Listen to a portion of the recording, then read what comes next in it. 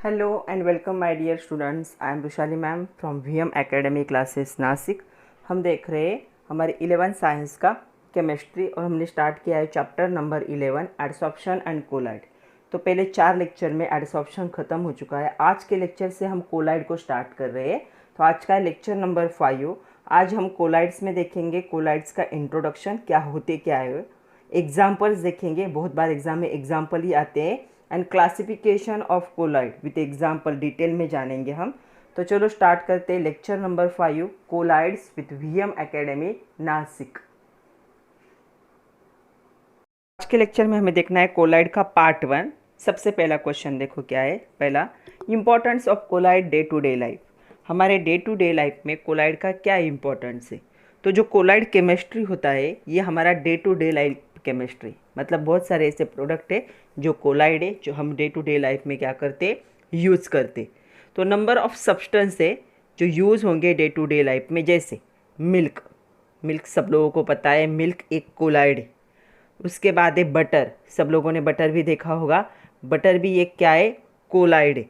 उसके बाद jelly, jelly भी क्या है एक कोलाइड है। उसके बाद है जो मेयोनीज सॉस होता है वो भी क्या है एक कोलाइड ही है। उसके साथ साथ जो क्रीम होती है ये क्रीम भी क्या है एक कोलाइड ही है। तो ये सारे डे टू डे लाइफ के हमारे एग्जाम्पल है जो हम यूज़ करते हैं लंच में भी, डिनर में भी, या कभी कभी हमारे ब्रेकफास्ट में भी। तो ये सारे क्या है कोलाइड है, इसीलिए कोलाइड केमिस्ट्री को day to day life chemistry कहा जाता है। तो जो नॉलेज है कोलाइड केमिस्ट्री का ये इसेंशियल है to understand about the many useful material. तो बहुत सारे यूज़फुल मटेरियल है उनके बारे में भी हमें इंफॉर्मेशन मिलती है, जैसे कि सीमेंट है, उसके बाद है ब्रिक, ब्रिक्स तो सब लोगों को पता होगा। उसके बाद है जो पोट्री है इसके बारे में। देन पोर्सलिन है, पोर्सलिन पता होगा सब लोगों को, टाइल्स बनती है पोर्सलिन से। उसके बाद ग्लास मटेरियल है, तो ग्लास भी कंस्ट्रक्शन में बहुत यूज़ होता है। उसके बाद इनेमल्स होते हैं, ओके, ऑयल होंगे, बहुत सारे टाइप के ऑयल होते हैं। देन यहाँ पे दिखेगा क्या, दिखेगा। उसके बाद है लैकर्स होते हैं। उसके बाद है रबर, देन सेल्यूलॉइड्स। ये बहुत सारे मटेरियल है जो हम यूज़ करते, प्लास्टिक हुआ, लेदर हुआ, पेपर, टेक्सटाइल, फिलामेंट्स। उसके बाद इंक है, रोड कंस्ट्रक्शन मटेरियल है। इन सब के बारे में हमें इंफॉर्मेशन कौन प्रोवाइड कर सकता है, कोलाइड कर सकता है। तो इन मेनी डेली प्रोसेसेस जैसे हमारा कुकिंग है, वॉशिंग है, डाइंग है, पेंटिंग है, उसके बाद जो ओवर फ्लोटेशन है, वाटर प्यूरिफिकेशन है, सीवेज डिस्पोजल है, स्मोक प्रिवेंशन है, फोटोग्राफी है, फार्मेसी है, इन सब में कोलाइड का बहुत ही ज़्यादा इम्पोर्टेंस है। ये हमारे डे टू डे लाइफ से जुड़ा हुआ है सब कुछ। तो इस सारा क्या है इम्पोर्टेंस है कोलाइड का डे टू डे लाइफ। तो ये कुछ एग्जाम्पल है कोलाइड के जिससे आपको पता चलेगा कि कोलाइड क्या है। तो चलो अभी देखते हैं व्हाट इज़ कोलाइड और उनको थोड़ा सा डिटेल में जानते हैं। तो कोलाइड क्या होते हैं वो देखते हैं। क्वेश्चन आता है व्हाट आर कोलाइड, एक्सप्लेन। तो सबसे इम्पॉर्टेंट बात, colloids are the heterogeneous mixture. Colloid क्या होते हैं, हेट्रोजिनस मिक्सचर होते हैं। तो कोलाइड में 2 कंपोनेंट प्रेजेंट होंगे। तो जो कंपोनेंट कोलाइड में प्रेजेंट होता है लार्ज प्रोपोर्शन में, मतलब जिसकी अमाउंट ज़्यादा होगी, उसे क्या कहा जाएगा, डिस्पर्शन मीडियम कहा जाएगा। और जो कंपोनेंट क्या होगा, दूसरा जो कंपोनेंट होगा जो कम अमाउंट में प्रेजेंट होता है उसे क्या कहा जाएगा, डिस्पर्स्ड फेज कहा जाएगा।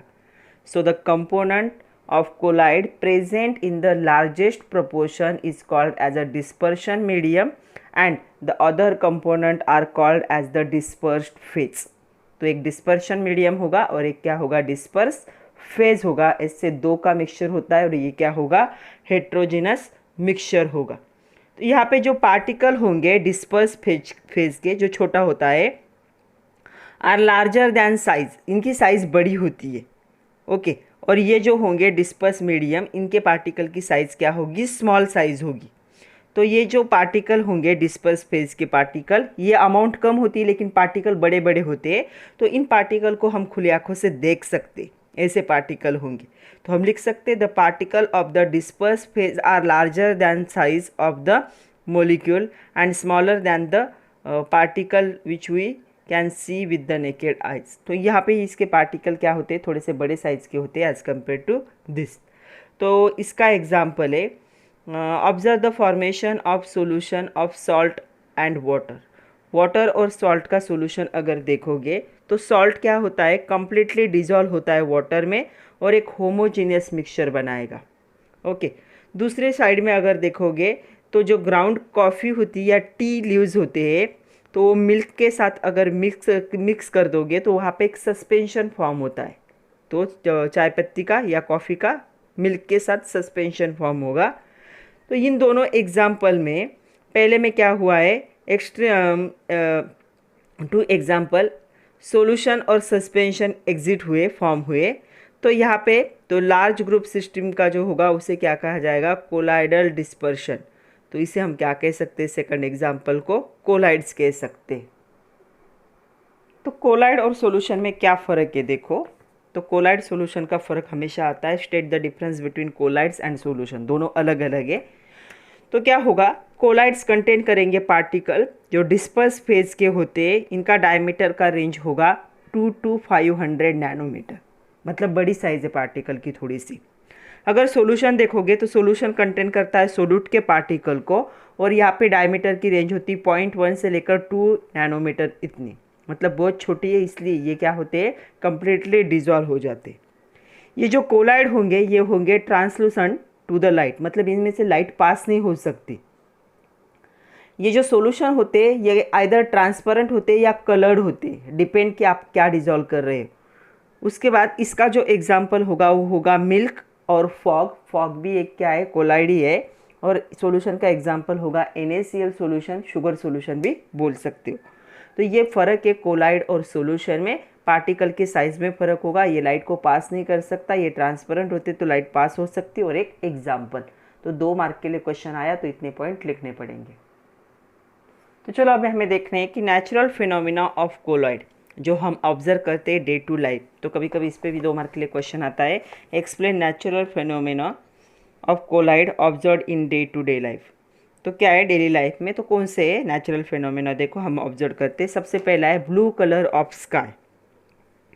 तो स्काई का जो अपेयर होता है ब्लू कलर क्यों होता है, because of minute dust particle along with the minute water droplets disperse हो जाते हैं एयर में और वो स्कैटर करते हैं ब्लू लाइट को विच रीच आवर आइज। तो ये क्या करेंगे, कुछ पार्टिकल और कुछ वाटर के ड्रॉपलेट्स क्या हो जाएंगे, ये डिस्पर्स हो जाएंगे एक दूसरे में और ब्लू लाइट को स्कैटर करेंगे, मतलब ब्लू लाइट को पास करेंगे जो हमारे आँखों को ब्लू कलर दिखाता है। दूसरा एग्जाम्पल है ब्लड। तो हमारा ब्लड भी कोलाइड ही है। कोलाइडल डिस्पर्शन होता है, ये प्लाज्मा प्रोटीन प्रेजेंट होता है और इसमें एंटीबॉडीज़ प्रेजेंट होती है। Okay, antibodies in water. तो यहाँ पे सेम टाइम ब्लड क्या करता है, एक सस्पेंशन फॉर्म करता है ब्लड सेल का और प्लेटलेट का वाटर के साथ, इसलिए ये भी क्या है, एक कोलाइड है। उसके बाद है soil. Fertile soil are the colloid in nature. जो फर्टाइल सॉइल होती है वो कोलाइड होती है नेचर में। Human act as a protective colloid, जहाँ पे ह्यूमन क्या है, एक प्रोटेक्टिव कोलाइड क्या है, ह्यूमस क्या होते हैं, प्रोटेक्टिव कोलाइड होते। ह्यूमस मतलब मॉइस्चर क्या करता है, एक प्रोटेक्टिव कोलाइड बनाता है। तो सॉइल क्या करती है, मॉइस्चर को एब्सॉर्ब करती है, मटेरियल को नरिश करती है और कोलाइड होती है नेचर में। तो कौन सी सॉइल होगी, फर्टाइल सॉइल, जो क्या है मॉइस्चर को एब्सॉर्ब कर सकती है। उसके बाद फॉग, मिस्ट, रेन, ये भी क्या है, कोलाइड ही है। Mist cause by the small droplet of water disperse in air. जो ड्रॉपलेट होंगे वाटर के वो एयर में जब डिस्पर्स होते हैं तो वो भी कोलाइड बनाता है। फॉग जो होता है it is form whenever there is temperature difference between ground and air. जब ग्राउंड का और एयर का डिफरेंस होता है टेम्परेचर में तब फॉग जनरेट होता है और ये भी क्या है, एक कोलाइड है। उसके बाद लार्ज पोर्शन जो होता है एयर का containing dust particle gate cool below the due point, और जो मॉइस्चर होगा वो एयर कंडेंस हो जाती है और उसके बाद क्या होता है, वो पार्टिकल जो होते हैं ड्रॉपलेट में कन्वर्ट हो जाते हैं और ये ड्रॉपलेट क्या होते हैं, फ्लोट होने लगते हैं फॉग और मिस्ट के फॉर्म में। उसके बाद रेन भी क्या है, रेन भी एक क्या है, कोलाइड ही है। तो ये सारे क्या है, नेचुरल फिनोमिना है, ये सारे एग्जाम्पल है कोलाइड के जो नेचुरली ऑब्जर्व होते हैं। तो चलो अभी हमें देखना है क्लासिफिकेशन ऑफ कोलाइड और टाइप ऑफ कोलाइड। तो जो कोलाइड्स होते हैं can be classified in 3 different way, 3 वे से क्लासीफाई हो सकते हैं। पहला होगा फिजिकल स्टेट कहा जाता है इसे, या डिस्पर्सन फेज और डिस्पर्शन मीडियम क्या होगा इस पे डिपेंड होगा। दूसरा है इंटरेक्शन या इसे एफिनिटी फेज भी कहा जाता है। और तीसरा होगा मोलिकुलर साइज। तो इन तीनों पे क्या होगा, तीनों वे से क्या होगा, कोलाइड का क्या होगा क्लासिफिकेशन। तो हमें 1 बाय 1 देखना है। तो सबसे पहले हम देखेंगे फिजिकल स्टेट को। तो चलो इस पे बेस्ट क्लासिफिकेशन देखो, यहाँ पे आपके टेक्स्ट बुक में ही दिया हुआ है ये। तो पहला दिया है टाइप ऑफ कोलाइड और उसके साथ दिया है एग्जाम्पल। तो देखो सीरियल नंबर है, सॉलिड सोल कहा जाता है। तो सॉलिड डिस्पर्स इन सॉलिड, तो ये सॉलिड हो गया। तो कलर्ड ग्लासेस जो होंगे, उसके बाद जेम स्टोन जो होते हैं, ये क्या है इसका एग्जाम्पल होगा। तो जितने कलर्ड ग्लास हम देखते हैं, जेम स्टोन देखते हैं, वो क्या है, सॉलिड इन सॉलिड है। उसके बाद है सोल एंड जेल, सॉलिड और लिक्विड का जो। तो जिलेटिन आपने देखा होगा, जिलेटिन इसका एग्जाम्पल है। या फिर मडी वाटर, तो जो मडी वाटर होता है वो भी इसी का एग्जाम्पल है। मडी वाटर मतलब वाटर में मड प्रेजेंट होती है। उसके बाद आता है एरोसोल, सॉलिड इन गैस है ये एरोसोल। तो स्मोक डस्ट इसका एग्जाम्पल है, सॉलिड और गैस का मिक्सचर होता है। Gel, liquid in solid, gel क्या होता है, लिक्विड सॉलिड में। तो चीज़, जेलीज इसका एग्जाम्पल होगा। Emulsion, liquid in liquid, liquid और लिक्विड का मिक्सचर होता है, दोनों फेज क्या होंगे, लिक्विड होंगे। तो मिल्क जो आपकी हेयर क्रीम होती है वो इसका एग्जाम्पल है। उसके बाद एरोसोल ही दूसरे को कहा जाता है, लिक्विड इन गैस। तो लिक्विड और गैस का तो फॉग, मिस्ट इसका एग्जाम्पल होंगे। फिर होता है सॉलिड सोल, तो गैस इन सॉलिड, तो गैस और सॉलिड का, तो यहाँ पे फोम रबर जो होता है या फिर जो प्लास्टर होता है वो क्या होगा, इसका एग्जाम्पल होगा। उसके बाद है फोम कहा जाता है गैस इन लिक्विड, तो जो फ्रोथ होगा, फ्रोथ मतलब झाग जो होता है। उसके बाद सोप का जो लेदर होगा, सोप का लेदर झागी होता है। तो ये दोनों भी क्या है, फोम के टाइप है, तो फोम भी कहा जाता है दोनों को। तो ये गैस इन लिक्विड का क्या होता है, मिक्सचर। तो ऐसे क्या है, फिजिकल स्टेट से इसे एक्सप्लेन किया जाता है। नेक्स्ट देखो आपके एक्सरसाइज का एक क्वेश्चन है, identify disperse phase and dispersion medium in the following colloidal dispersion. ये आपके एक्सरसाइज में दिया है। पहला है मिल्क, ब्लड, देन है प्रिंटिंग इंक एंड फॉग। तो मिल्क क्या होता है, लिक्विड और लिक्विड का मिक्सचर, इसका डिस्पर्स फेज भी लिक्विड होगा और डिस्पर्शन मीडियम भी क्या होगा, लिक्विड होगा। ब्लड सॉलिड और लिक्विड का, डिस्पर्स फेज सॉलिड होगा और ये क्या होगा, लिक्विड होगा। प्रिंटिंग इंक सॉलिड और लिक्विड होगा। फॉग क्या होता है, लिक्विड और गैस का मिक्सचर होता है। नेक्स्ट देखो एक चार्ट कंप्लीट करने के लिए दिया है, type of colloid, solid in solid का पोर्सलिन एग्जाम्पल दिया है उन्होंने। बटर किसका एग्जाम्पल है, लिक्विड इन सॉलिड का। देन वाइप क्रीम किसका एग्जाम्पल है, गैस इन लिक्विड का। लिक्विड इन गैस का एग्जाम्पल क्या है, क्लाउड भी हो सकता है, लिक्विड इन गैस, या फिर लिक्विड इन गैस का फॉग भी लिख सकते हो। तो आपके टेक्स्ट बुक में ऐसा चार्ट दिया है, देखो क्या है, डिस्पर्स फेज दिए, डिस्पर्स मीडियम दिया है, टाइप ऑफ कोलाइड दिया है और बहुत सारे एग्जाम्पल दिए। तो सॉलिड सॉलिड दोनों भी फेज जब सॉलिड होते हैं इसे सॉलिड सोल कहा जाता है। Coloured glasses, gem stone, porcelain, paper इसका एग्जाम्पल होगा। उसके बाद फेज सॉलिड होगी, मीडियम लिक्विड होगा, इसे सोल्स कहा जाता है या इसे जेल्स भी कहा जाता है। तो इसका example paint, cell fluid, gelatin, muddy water, starch solution, ये सारे क्या होंगे, इसके एग्जाम्पल होंगे। फिर आता है सॉलिड गैस, एरोसोल कहा जाता है इसे, स्मोक डस्ट इसके एग्जाम्पल होंगे। फिर आता है लिक्विड सॉलिड, जेल, जेल कहा जाता है उनको। यहाँ पे चीज़, बटर, जेली, ये सारे क्या होंगे, इसके एग्जाम्पल होंगे। फिर आएगा फेज लिक्विड होगा और मीडियम भी लिक्विड होगा, इसे इमल्शन कहा जाता है।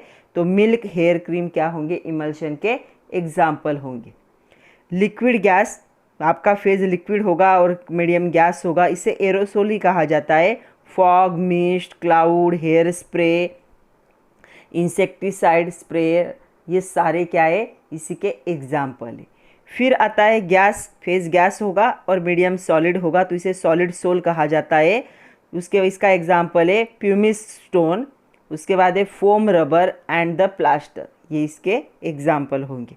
उसके बाद आता है गैस फेज होगा और मीडियम क्या होगा, लिक्विड होगा, इसे फोम कहा जाता है। तो फ्रोथ इसका एग्जाम्पल होगा, जो वाइप क्रीम होता है वो भी इसका एग्जाम्पल होगा, या फिर जो सोप का लेदर होता है वो भी इसका, डिटर्जेंट का लेदर, ये भी इसका क्या होगा, एग्जाम्पल होगा। तो ऐसे क्या है, अलग अलग टाइप है। फिजिकल स्टेट देखो, फिजिकल स्टेट फेज और मीडियम की चेंज हुई तो यहाँ पे एग्जाम्पल भी चेंज हुए। तो ये फर्स्ट टाइप का क्लासिफिकेशन था। सेकंड टाइप हमें देखना है इंटरेक्शन, या इसे कहा जाता है एफिनिटी ऑफ फेज। जो दोनों फेज है उनका इंटरेक्शन कैसा है एक दूसरे के साथ। तो एक यहाँ पे होता है, उसे कहा जाता है डिस्पर्शन फेज, डिस्पर्स फेज, और दूसरा है डिस्पर्शन मीडियम। तो इन दोनों का एक दूसरे के साथ इंटरेक्शन कैसा है उस पर डिपेंड होगा सेकंड टाइप। तो on the basis of the interaction और affinity of phase colloidal solution have two type. पहला होगा लायोफिलिक, तो फिलिक का मतलब होता है ये क्या करेंगे, दोनों में इंटरेक्शन बहुत अच्छा होगा। और दूसरा होगा लायोफोबिक, मतलब इनमें इंटरेक्शन इतना अच्छा नहीं होगा। तो दोनों को हमें डिटेल में जानना है। तो पहला हम देखते हैं कि लायोफिलिक कोलाइड्स क्या होते।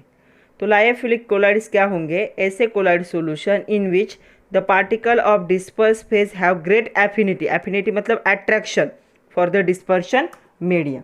तो यहाँ पे क्या होगी, दोनों के बीच में क्या होगी, ग्रेट एफिनिटी होगी, अट्रैक्शन होगा।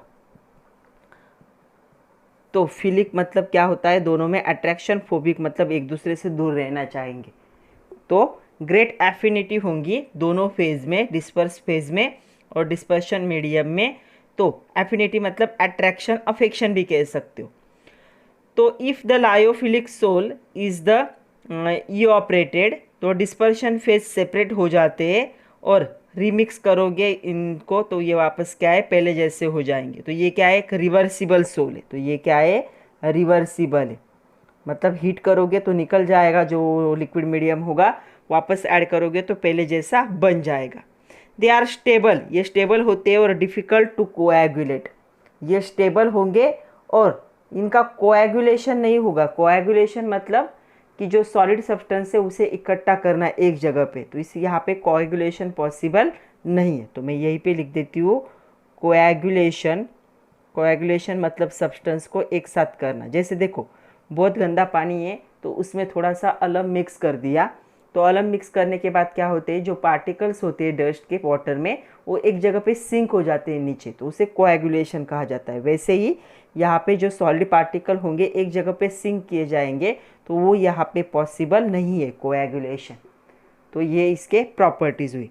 तो सेकंड अभी देखते हैं कि हाइड्रोफोबिक क्या होगा। तो colloidal solution in which the particle of the disperse phase have no affinity, यहाँ पे ग्रेट एफिनिटी थी, यहाँ पे नो एफिनिटी, उनमें कोई भी इंटरेक्शन मतलब कोई भी अट्रैक्शन, कोई भी अफेक्शन नहीं होगा। तो no affinity for the disperse medium, इसे क्या कहा जाएगा, लायोफोबिक कहा जाएगा। तो कॉमन एग्जाम्पल है इसका गोल्ड, सिल्वर, हाइड्रोक्साइड, जैसे कि AlOH थ्राइस, उसके बाद FeOH थ्राइस, ये इसके एग्जाम्पल है। मेटल सल्फेट भी इसका एग्जाम्पल है। इन सब में क्या होती है, no affinity between the disperse phase and dispersion medium. तो ये इनके कॉमन एग्जाम्पल है। यहाँ पे क्या है, कोएगुलेशन पॉसिबल है। कोएगुलेशन मतलब दोनों का सेपरेशन पॉसिबल है। तो यहाँ पे कोएगुलेशन जो है वो पॉसिबल है, कोएगुलेशन हो सकता है। वंस प्रेसिपिटेट और coagulation they little tendency, no tendency to reverse back. तो ये रिवर्सिबल नहीं है, तो क्या है, इरिवर्सिबल लिख देती हूँ मैं। तो ये जो है इरिवर्सिबल है। अगर आपने एक बार कोएगुलेंट फॉर्म कर लिया या प्रेसिपिटेट फॉर्म कर लिया तो वापस पहले जैसा कोलाइड यहाँ पे नहीं बन सकता। तो ये दोनों का क्या है, दो टाइप है, इंट्रैक्शन और affinity of phase. Great affinity होंगे तो रिवर्सिबल होगा, स्टेबल होगा, कोएगुलेशन पॉसिबल नहीं है। अगर लायोफोबिक हुआ तो क्या होगा, नो एफिनिटी होगा। इसकी ये एग्जाम्पल है। एक बार प्रेसिपिटेट या कोएगुलेशन हो गया तो ये क्या है, इरिवर्सिबल है, इसे रिवर्स नहीं कर सकते। तो इसी पे कभी कभी क्वेश्चन आता है, give reason lyophilic sols are called as a reversible sol. तो जो लायोफिलिक होते हैं, लायोफिलिक क्या होते हैं, रिवर्सिबल होते। क्यों रिवर्सिबल होते हैं, अगर इनको हमने इवापोरेट कर दिया, इवापोरेशन प्रोसेस हुआ तो क्या हो जाएगा, ये डिस्पर्स फेज क्या हो जाएगा, सेपरेट हो जाएगा। दोनों फेज एक दूसरे से क्या हो जाएंगे, सेपरेट होंगे। जो लिक्विड फेज था वो वेपोराइज हो जाएगा। और वापस अगर आप इसमें डिस्पर्स फेज को ऐड कर देते हो तो ये क्या कर लेगा, वापस पहले जो सोल था उस सोल को फॉर्म कर लेगा, पहले जैसा था वैसे ही। तो यहाँ पे क्या है, रिवर्सिबल प्रोसेस पॉसिबल है, इसलिए ये क्या है, रिवर्सिबल सोल। तो इस पे हमेशा आने वाला क्वेश्चन है कि लायोफिलिक सोल या कोलाइड और लायोफिलिक और फोबिक में हमेशा डिफरेंस पूछा जाता है। तो दोनों का डिफरेंस देखते हैं। तो देखो क्या है, लायोफिलिक कोलाइड और लायोफोबिक कोलाइड का डिफरेंस बुक में भी दिया हुआ है। एक्सरसाइज में क्वेश्चन है, distinguish between lyophobic and lyophilic sol. तो कोलाइड भी कह सकते हो, इसे सोल भी कह सकते हो। तो ये सोल भी है।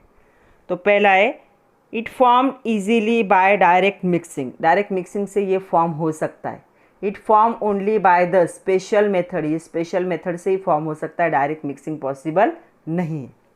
ये रिवर्सिबल होता है, इवापोरेट करके अगर आपने एक फेज को निकाल दिया और वापस ऐड कर दिया तो मिक्स हो जाता है। ये इरिवर्सिबल होता है, एक बार प्रेसिपिटेट या कोएगुलेशन फॉर्म हुआ तो वापस रिवर्स नहीं हो सकता। The particle are not easily visible even under the ultra microscope. तो यहाँ पे पार्टिकल विजिबल नहीं है, अल्ट्रा माइक्रोस्कोप यूज़ किया तो भी पार्टिकल यहाँ पे विजिबल नहीं। Particle are easily detected under the ultra microscope. Easily detect होते हैं अल्ट्रा माइक्रोस्कोप के नीचे। Addition of large amount of electrolyte causes the precipitation coagulation. अगर आपने लार्ज अमाउंट में इलेक्ट्रोलाइट ऐड कर दिया तो प्रेसिपिटेशन या कोएगुलेशन पॉसिबल है। यहाँ पे देखो, addition of small amount of electrolyte cause the precipitant. थोड़ा सा भी ऐड कर दिया तो भी यहाँ पे प्रेसिपिटेट कोएगुलेशन हो सकता है। यहाँ पे बहुत ज़्यादा अमाउंट पे ऐड करना पड़ता है क्योंकि यहाँ पे जल्दी कोएगुलेशन नहीं होता। यहाँ पे जो विस्कोसिटी होती है डिस्पर्स फेज की, much higher than that of the dispersion medium. Phase की विस्कोसिटी ज़्यादा होगी मीडियम से। यहाँ पे विस्कोसिटी जो होगी डिस्पर्स फेज की नियरली सेम होगी डिस्पर्शन, दोनों की ऑलमोस्ट क्या होती है, सेम होती है viscosity. Surface tension disperse phase is lower than the medium. तो फेज का जो सरफेस टेंशन है लोअर होता है मीडियम से। यहाँ पे सरफेस टेंशन जो होगा दोनों का नियरली क्या होगा, सेम होगा, फेज का और मीडियम का। तो ये 7 पॉइंट है। लास्ट में कोई एक एग्जाम्पल भी लिख सकते हो आप। तो ये 7 पॉइंट है। तो एग्जाम में आपको इनमें से कोई भी 4 पॉइंट आने चाहिए। तो एग्जाम में 4 मार्क के लिए आता है। थर्ड टाइप जो है वो मोलिकुलर साइज पे डिपेंड है। तो मोलिकुलर साइज पे इस पे क्वेश्चन आता है, how are colloid classified based on their molecular size. तो colloids are classified 3 types based on the molecular size as below. पहला होता है मल्टी मोलिकुलर कोलाइड, दूसरा होता है यहाँ पे मैक्रोमोलिकुलर कोलाइड और तीसरा होता है एसोसिएटेड कोलाइड, इसे माइसेल्स भी कहा जाता है। तो पहला देखो मल्टी मोलिकुलर कोलाइड क्या होगा। मल्टी मोलिकुलर कोलाइड में क्या होंगे, इंडिविजुअल पार्टिकल कंसिस्ट होंगे, एग्रीगेट हो जाएंगे एटम के, स्मॉल मोलिकुलर साइज होगी लेस देन, कितनी होगी मोलिक्यूल की साइज, यहाँ पे होगी लेस देन 10⁻³ पिकोमीटर, इतनी छोटी साइज होगी पार्टिकल की। तो जो गोल्ड का सोल है वो इसका एग्जाम्पल है। तो गोल्ड सोल जो होगा वो इसका एग्जाम्पल है। तो गोल्ड सोल के जो पार्टिकल होते हैं वैरी होते हैं स्मॉल साइज में, सेवरल गोल्ड एटम। तो यहाँ पे साइज क्या होगी, इतनी कम होगी। The colloid solution in which particles are held together by van der Waals force of attraction. तो यहाँ पे कौन से फोर्स से होते हैं, वीक फोर्स है, वंडरवॉल फोर्स ऑफ अट्रैक्शन से पार्टिकल क्या होंगे, एक दूसरे के साथ हेल्ड होंगे, उसे क्या कहा जाएगा, मल्टी मोलिकुलर कोलाइड्स कहा जाएगा। तो डेफिनेशन कैसे होगी, the colloid solution in which particles are held together with van der Waals force of attraction is called multimolecular colloid. और इसका एग्जाम्पल और एक है S8 मोलिक्यूल, सल्फर का जो मोलिक्यूल है, तो सल्फर मोलिक्यूल भी इसका एग्जाम्पल है, या गोल्ड सोल भी इसका एग्जाम्पल है मल्टी मोलिकुलर कोलाइड का। तो यहाँ पे क्या होते हैं, पार्टिकल के साइज वैरी होते, तो लेस देन क्या होगी साइज 10⁻³ पिकोमीटर इतनी होगी।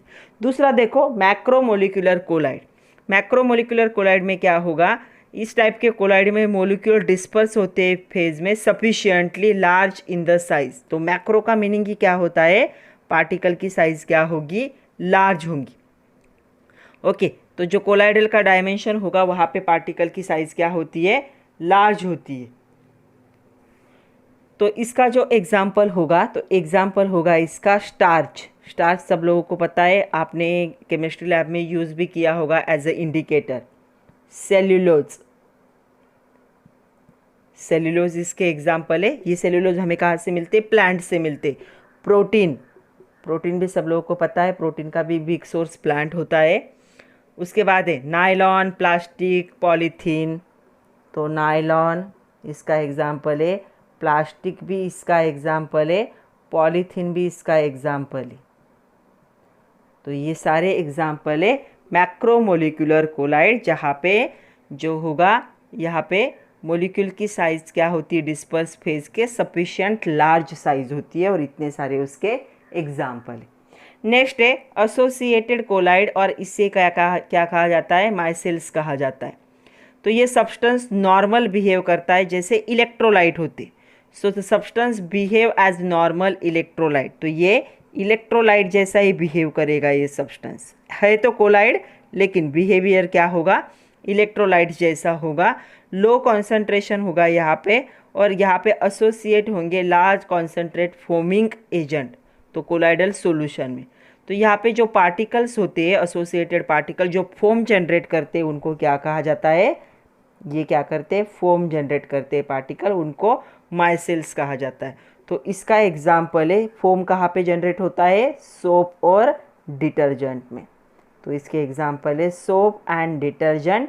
ये भी एक टाइप के कोलाइड है, इनको एसोसिएटेड कोलाइड कहा जाता है, या फोम फॉर्म करने वाले पार्टिकल जो होते हैं माइसेल्स होते हैं, इसलिए इनको माइसेल भी कहा जाता है। तो ऐसे मोलिकुलर साइज के हिसाब से इसके कितने टाइप पे, 3 टाइप।